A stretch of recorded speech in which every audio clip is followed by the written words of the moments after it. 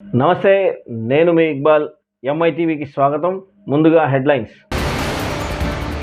భారతదేశ అత్యున్నత న్యాయస్థానం సుప్రీంకోర్టు 53వ ప్రధాన న్యాయమూర్తిగా జస్టిస్ సూర్యకాంత్.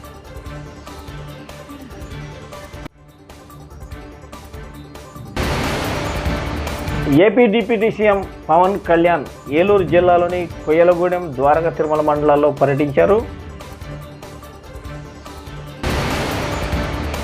ఎన్టీఆర్ జిల్లాని పర్యాటక హబ్గా తీర్చిదిద్దుతానంటున్న కలెక్టర్ లక్ష్మీ షా. వీరులపాడు మండలం వెల్లంకి గ్రామంలో ధాన్యం కొనుగోలు కేంద్రాన్ని ప్రారంభించిన ఏపీ ప్రభుత్వ విప్ తంగిరాల సౌమ్య. భారతదేశ అత్యున్నత న్యాయస్థానం సుప్రీంకోర్టు 53వ నూతన ప్రధాన న్యాయమూర్తిగా జస్టిస్ సూర్యకాంత్ నియమితులైనందుకు దేశవ్యాప్తంగా న్యాయవాదులందరూ శుభాకాంక్షలు తెలియపరుస్తున్నారని రాష్ట్ర ప్రాక్టీసింగ్ అడ్వకేట్ వెల్ఫేర్ సొసైటీ అధ్యక్షురాలు శ్రీమతి బొలిశెట్టి గౌరిమణి, రాష్ట్ర ప్రాక్టీసింగ్ అడ్వకేట్ వెల్ఫేర్ వింగ్ అధ్యక్ష ఉపాధ్యక్షుడు అద్దంకి మణిబాబు, పి రామయ్య పృథ్వీ తెలిపారు. జస్టిస్ సూర్యకాంత్ గారు హర్యానా రాష్ట్రంలోని హిసార్ జిల్లా పెట్వార్ అనే మారుమూల గ్రామంలో సామాన్య మధ్యతరగతి కుటుంబంలో జన్మించారన్నారు. జిల్లాలోని విద్యాభ్యాసం పూర్తి చేశారు. రోహతక్లోని మహర్షి దయానంద విద్యాలయంలో 1984లో న్యాయశాస్త్రంలో పట్టా పొందారు. ఆ తర్వాత హిసార్ జిల్లాలో కోర్టులో న్యాయవాదిగా ప్రాక్టీస్ ప్రారంభించారు. 2000 సంవత్సరంలో హర్యానా హైకోర్టు అడ్వకేట్ జనరల్గా నియమితులయ్యారని ఈ సందర్భంగా ఓ మీటింగ్లో తెలియజేశారు. मैं सूर्यकांत जो भारत के उच्चतम न्यायालय का मुख्य न्यायमूर्ति नियुक्त हुआ हूँ, जो भारत के उच्चतम न्यायालय का मुख्य न्यायमूर्ति नियुक्त हुआ हूँ, ईश्वर की शपथ लेता हूँ ईश्वर की शपथ लेता हूँ कि मैं विधि द्वारा स्थापित भारत के संविधान के प्रति कि मैं विधि द्वारा स्थापित भारत के संविधान के प्रति सच्ची श्रद्धा और निष्ठा रखूंगा सच्ची श्रद्धा और निष्ठा रखूंगा। मैं भारत की प्रभुता और AP deputy CM Pawan Kalyan Eluru జిల్లాలోని కొయ్యలగూడెం, ద్వారకా తిరుమల మండలాల్లో పర్యటించారు. రాజమహేంద్రవరం, మధురపూడి వరకు ప్రత్యేక విమానంలో వచ్చి ఆయన అక్కడి నుంచి రోడ్డు మార్గం ద్వారా కొయ్యలగూడెం మండలం రాజవరం చేరుకున్నారు. అక్కడ పర్యటించి గ్రామస్తులతో మాట్లాడారు. ఈ సందర్భంగా రాజవరంలో రోడ్డు నిర్మాణం చేపట్టాలని గ్రామస్తులు పవన్ కళ్యాణ్ దృష్టికి తీసుకెళ్లారు. పవన్ను చూసేందుకు భారీగా అభిమానులు తరలి వచ్చారు.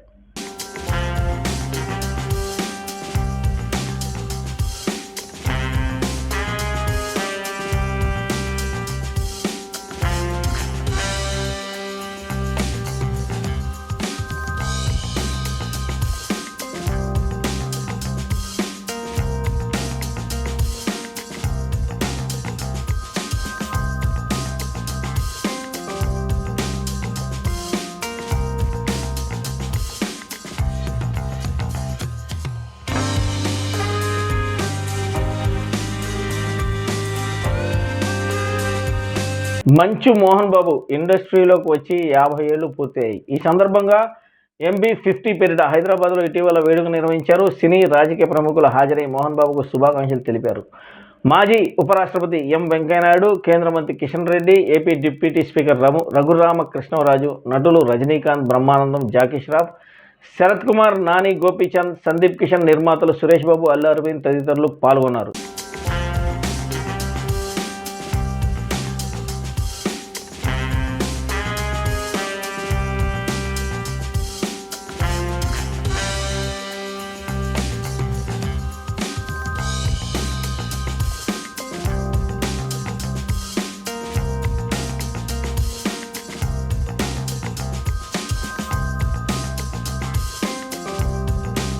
ఎన్టీఆర్ జిల్లాను పర్యాటక హబ్గా తీర్చిదిద్దేందుకు వినూత్న కార్యాచరణ.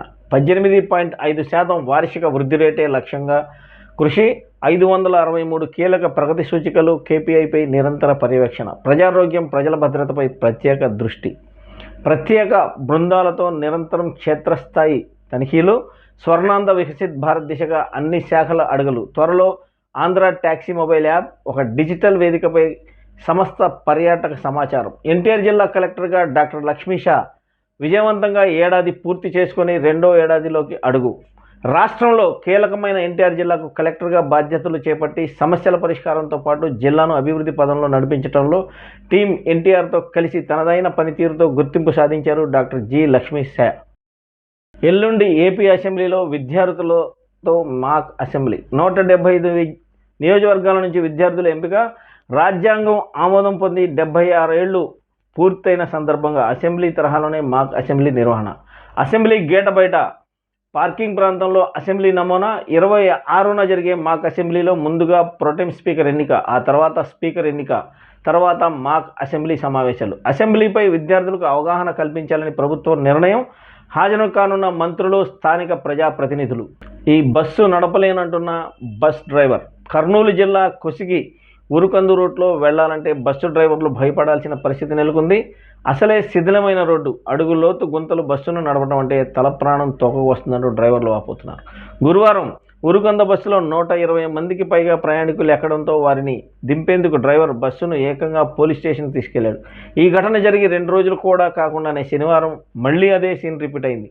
ఉదయం 9:30 గంటలకు కొసిగి వెళ్లే బస్సు స్థానిక ఆర్టీసీ బస్టాండ్లో వచ్చి ఆగిన వెంటనే 120 మందికి పైగా ప్రయాణికులు ఎగబడి ఎక్కారు. ఇంతమంది ఎక్కితే బస్సు ఎలా నడపాలని, అసలే బస్సుకు డోర్లు లేదని, శిథిలమైన రోడ్లలో ఏదైనా బస్సు ఎక్కేందుకు ఎగబడుతున్న జనం ఏదైనా జరిగితే ఎవరు బాధ్యత వహిస్తారని డ్రైవర్ ప్రాధేయపడినా ఫలితం లేకపోయింది. దీంతో బస్సును నేరుగా పోలీస్ స్టేషన్కు తీసుకెళ్లిన బస్సు డ్రైవర్.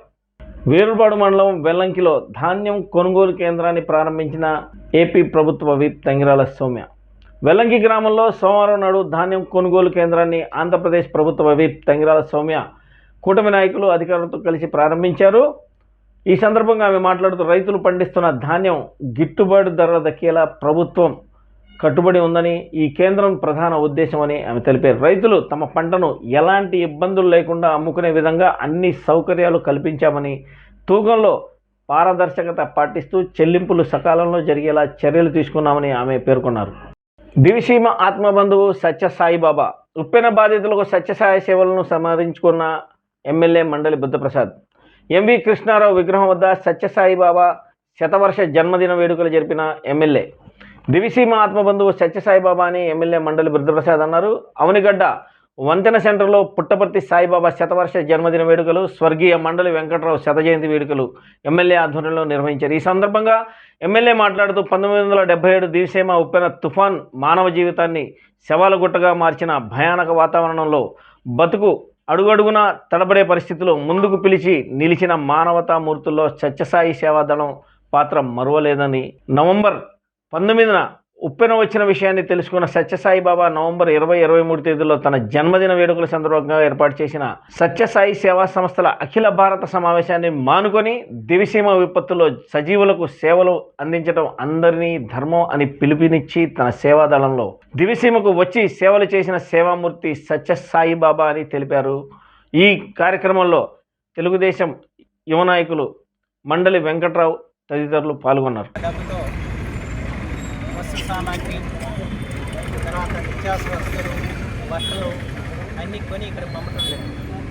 వాళ్ళు మొట్టమొదటిగా మాజేరు రావటం, మాజేరులో కొన్నాళ్ళ పాటు అక్కడ శిబిరాలు నిర్వహించి, ఆ తర్వాత బర్రంకుల్లో శిబిరాలు నిర్వహించి ఆ చుట్టుపక్కల గ్రామాల వాళ్ళందరూ కూడా ఇక్కడే ఆహారం వండి వాళ్ళందరూ కూడా సరఫరా చేయటం, మొత్తం అక్కడున్న బాధితులందరికీ కూడా బట్టలు కానివ్వండి, నిత్యావసర వస్తువులు కానివ్వండి, ఇవన్నీ కూడా సమకూర్చడం జరిగింది. దానికి ఆ రోజున వందలాది మంది సత్యసాయి సేవాదళం కార్యకర్తలు ఇక్కడ నిర్విరామంగా పనిచేశారు. ఆ తర్వాత బరంకల్లో ఒక షెల్టర్ కూడా నిర్మాణం చేయడం జరిగింది.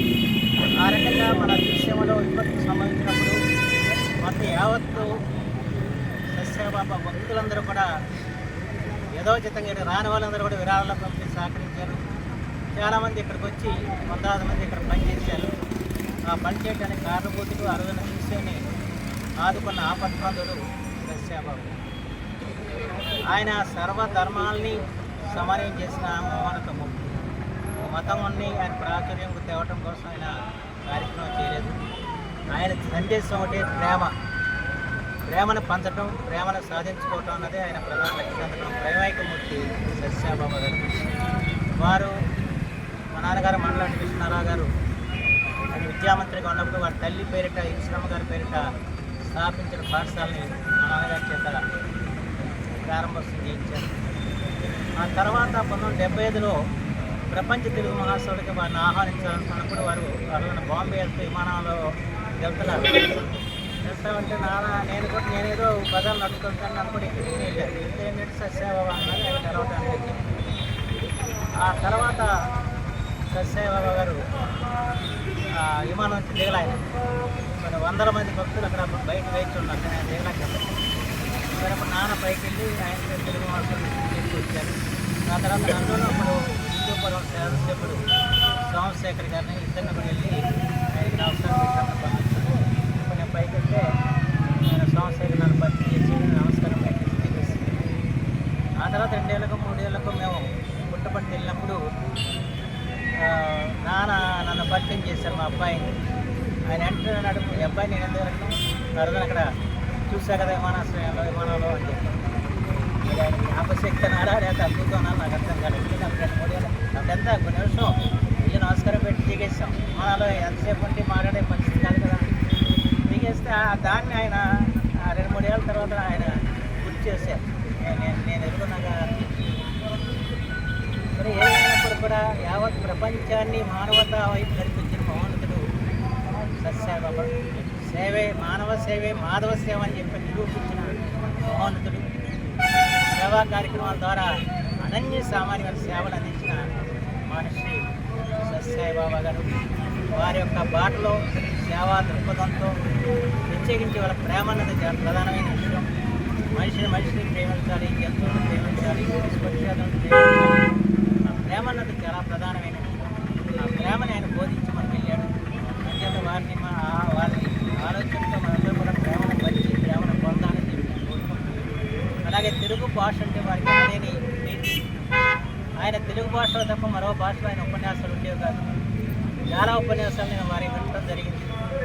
హైదరాబాద్ వచ్చినప్పుడు దాదాపు అన్ని కార్యక్రమాలకు అయితే ఆయన తెలుగులో మాట్లాడారు. పక్కన సూర్యభగవంతం గారు, కస్తూరి గారు వాళ్ళు ఇంగ్లీష్లో ట్రాన్స్లేట్ చేశారు. ఆ రకంగా తెలుగు భాష యొక్క ప్రాచుర్యాన్ని ప్రపంచ పరివర్తన చేసిన మహనీయుడు. ఆయన ఒకటే చెప్పాడు, మన జాతిని మన భాషని మనం ఎప్పుడు కూడా మర్చిపోకూడదని చెప్పి బోధించిన మహనీయుడు సత్యసాయిబాబా. వారి అడుగుజాడల్లో మనంతా కూడా దేశభక్తిని భాషానురక్తిని కలిగించుకోవాలని చెప్పుకోవాలి. ఆ మహానుభావుడికి శిరస్సు నమస్కరిస్తూ సెలవు. వార్తలు ముగించే ముందు హెడ్లైన్స్ మరోసారి. భారతదేశ అత్యున్నత న్యాయస్థానం సుప్రీంకోర్టు 53వ ప్రధాన న్యాయమూర్తిగా జస్టిస్ సూర్యకాంత్.